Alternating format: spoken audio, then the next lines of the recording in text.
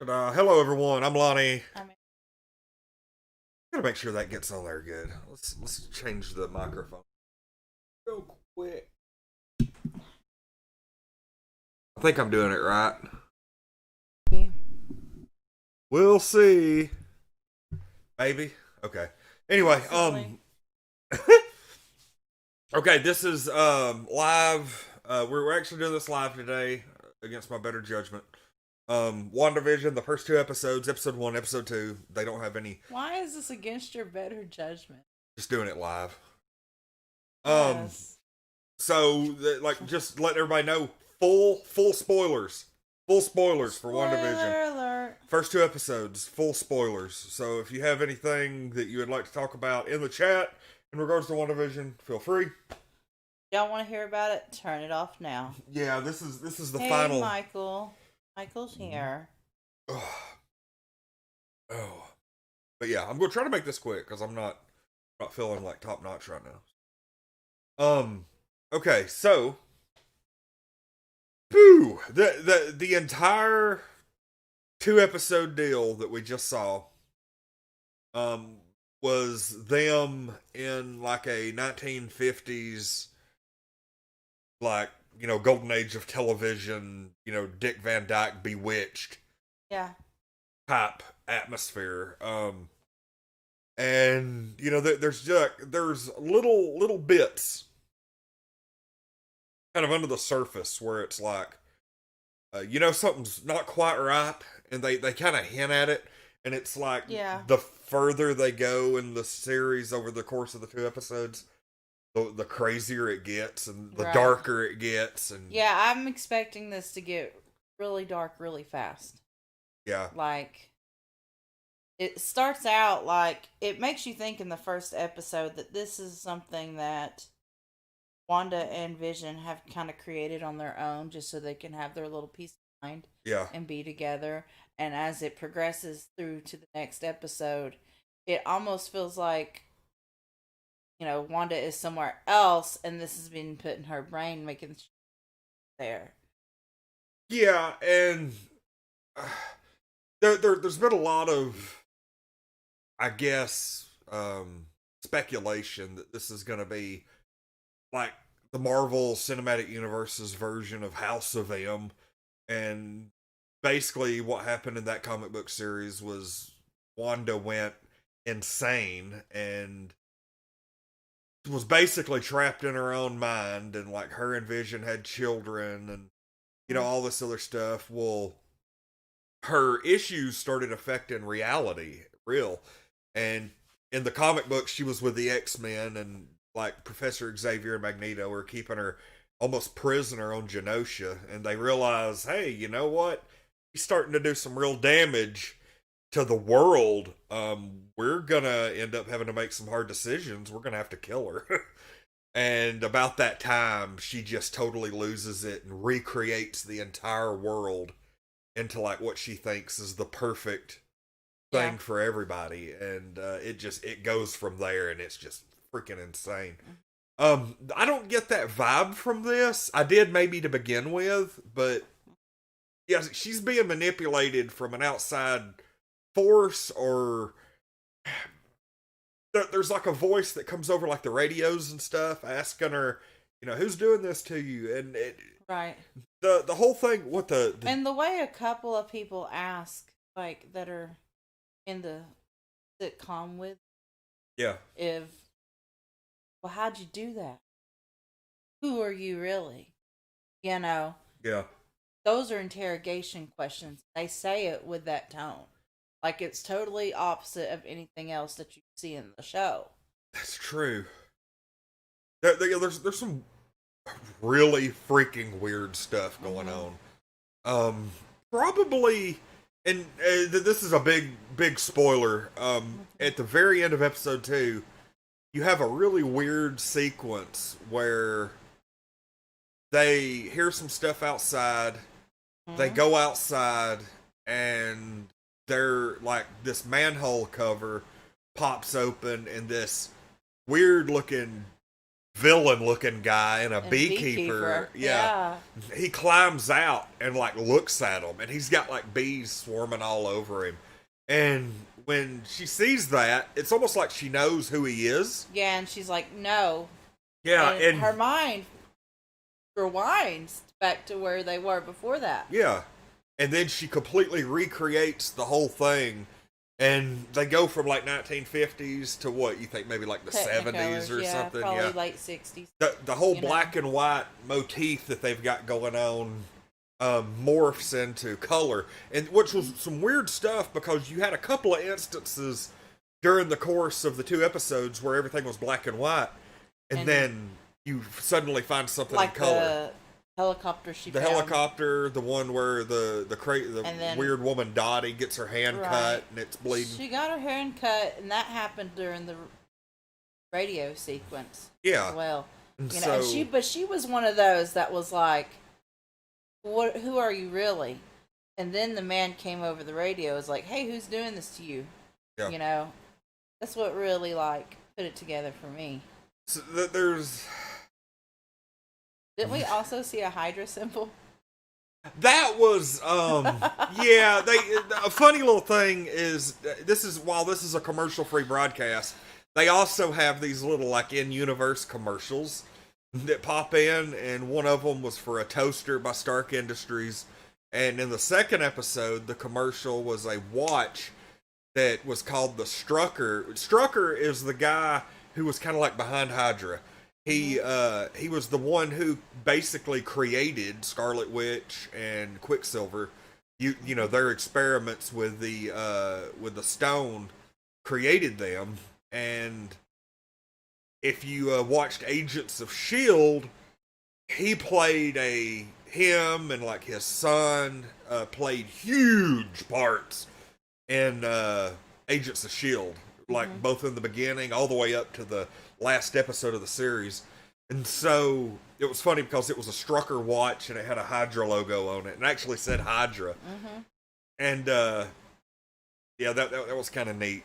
But I mean, you never know, there might be some Hydra stuff going on. You know, I mean, I don't know, like there's I just don't think they'd stick those commercials in there for no reason. Like, yeah, I mean, even if they're having fun with it, nothing goes into a Marvel movie without a reason. Right, yeah, pretty much. It's like watching Rick and Morty. Like, you know, Rick and Morty might have some crazy stuff thrown in there, but there's something behind it, always. And that's the way storytelling has gotten. Everything in a show now, especially big expanded universes like the MCU or, you know, stuff like that, they don't put anything in there accidentally. And that may have just been a little nice, fun little callback to Hydra, but there's some stuff going on. And it also looks like what is happening in this show is being watched on a TV by somebody else.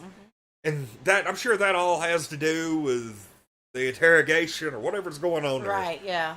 But yeah, this show so far, I don't... It's weird because I don't really know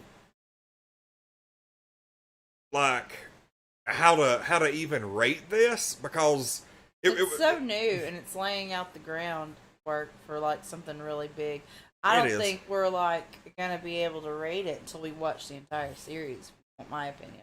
Oh, this is gonna be one of those that after the series is over, we're gonna have to go back and like binge the whole thing in a day. It might be, and see. You're like, oh yeah, this makes sense, and this makes sense.